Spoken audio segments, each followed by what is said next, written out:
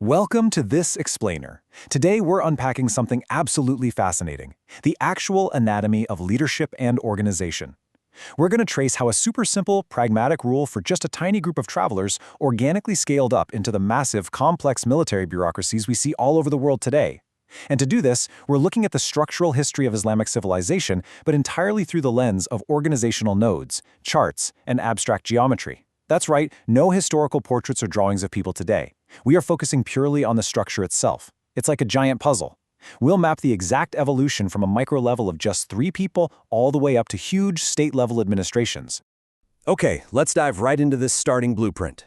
There's this foundational principle from the time of the Prophet that states, when 3 are on a journey, they should appoint one of them as their Amir. It's just a remarkably pragmatic directive, right? It establishes that order, hierarchy, and clear decision-making are absolutely crucial even at the absolute lowest denominator of group dynamics. We're not even talking about state warfare yet. This is just basic human organization. 3 travelers need 1 person to make the final call, just to avoid endless debate and paralysis.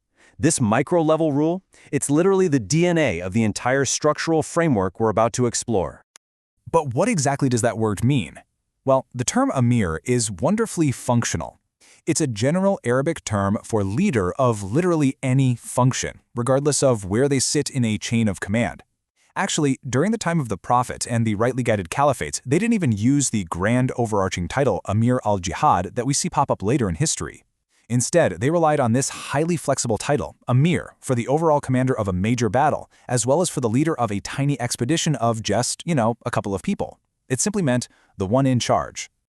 To make this chain of command highly visible and truly institutionalized, they used a physical symbol. The Prophet would give the Amir of any expedition, whether we're talking a tiny platoon or a massive brigade, a special white flag called a liwa. That minimalist symbol is so vital.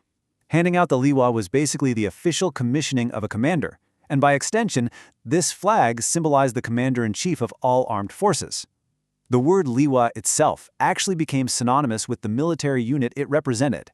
It perfectly demonstrates how a physical object of organization literally became the name of the organizational structure itself. Kinda cool, right? Now, we're going to start scaling up the timeline and watching our organizational nodes multiply. Abu Huraira narrated a fascinating historical account where the Prophet sent out an expedition of exactly 10 men acting as spies. Their appointed emir was Asim bin Thabit al-Ansari. This is a crucial data point for us because it shows the Amir concept seamlessly applying to specialized covert units of just a handful of individuals. Let's move along and see how this builds, because just 7 months after the Hijra, the scale increases. In the month of Ramadan, Hamza ibn Abd al-Muttalib led an expedition of 30 men. This is incredibly significant because it marks the very first liwa, that white flag we were just talking about, raised in Islam.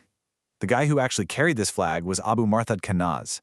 So we're moving from a loosely grouped scouting party of 10 to a much more solid, structured unit of 30 men, all officially unified under a recognized physical banner.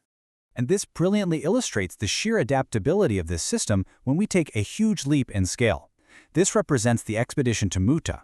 Here, Zayd ibn Haritha was appointed as the emir over 3,000 men, and yep, he too was given the white liwa. Just think about that for a second. The exact same title, Amir, and the exact same symbol, the white flag, were used to organize a tiny group of 3 travelers, a specialized group of 10 spies, a block of 30 men, and now a massive brigade-sized force of 3,000 soldiers. It is a perfectly scalable framework.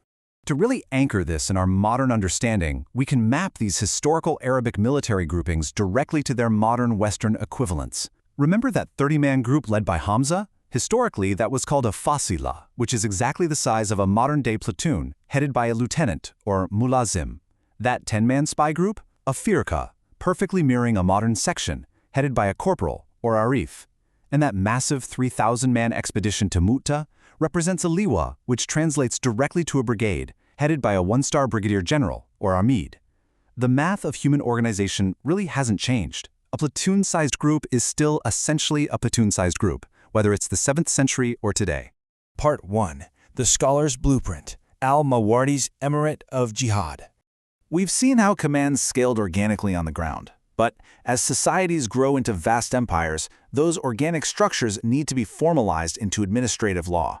That brings us to our climax, the 11th century scholar Al-Mawardi, who codified this very blueprint. Let's look at the terminology he formalized. Amir of Jihad, literally meaning the leader of war. The source text points out an interesting linguistic fact here. This is an idafa, an Arabic grammatical construction indicating possession, the leader of the war. As we established earlier, this formal compound title wasn't actually used back in the earliest days of the rightly guided caliphate. They just used Amir. But as the state became a sprawling civilization, modern structuralists began deriving their bureaucratic models directly from Al-Mawardi's highly detailed legal concept of this specific emirate. So the crucial point is how Al-Mawardi split this leadership into two distinct categories to handle the sheer complexity of an empire. First up, we have the special emirate, or Amir al-Khas. This role is strictly confined to military affairs, the siyasa, or policy, and the tadbir, the actual physical management of the army and battlefield. Second, we have the general emirate, or Amir al-Am. This role is vastly more comprehensive. It isn't just about moving troops around, it encompasses all laws, including the economic division of spoils and the high-level statecraft of negotiating peace treaties. So you see, it's a stark difference between day-to-day tactical military management and overarching executive authority. Now, what's really fascinating about this is how perfectly an 11th century scholarly text diagnoses the exact roles of our modern government bureaucracies. Al-Mawardi's special Amir, again, the one restricted to the logistics and management of the army, maps flawlessly to today's executive ministers. We'd call them the Defense Secretary or the Minister of Defense. It's the exact same functional node, a liaison managing the day-to-day affairs of the armed forces, effectively acting just like the modern Joint Chiefs of Staff. And when we look at the general Amir, the one handling treaties, laws, and massive economic decisions, we see a completely different structure, representing ultimate executive authority. On a regional level, this is equivalent to a governor who acts as the commander-in-chief of their specific province. On a macro level, it maps to the caliph, who serves as the ultimate commander-in-chief over the entire state. The blueprint scales absolutely perfectly, from local management all the way to absolute state authority. But here is the ultimate takeaway from the source material. And honestly, it is a vital lesson in governance. Administrative systems, referred to as idara, must adapt. The source explicitly states that there is absolutely no obligation to rigidly use the exact same army ranks, titles, or 7th century formations today. The core principles of having an emir and a chain of command remain, sure, but every single time period brings its own particular, unprecedented challenges. The military has to continually restructure itself to meet the technology and realities of its era. History shows us over and over that when a military bureaucracy becomes stubborn and is slow to reform its administrative systems, it leads to catastrophic battlefield disasters. We saw this exact failure to adapt in many devastating battles of the First and Second World Wars. Which leaves us with a final critical thought. The evolution from 3 travelers to a complex emirate shows that structure must always serve the reality of the moment. We've mapped out how brilliant scholars codified these principles, but the absolute necessity is continuous intelligent evolution.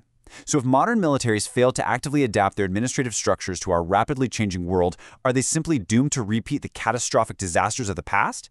It's a question every single leader must ask themselves. Thank you so much for joining me on this explainer. I hope this structural journey has completely changed how you view the architecture of leadership.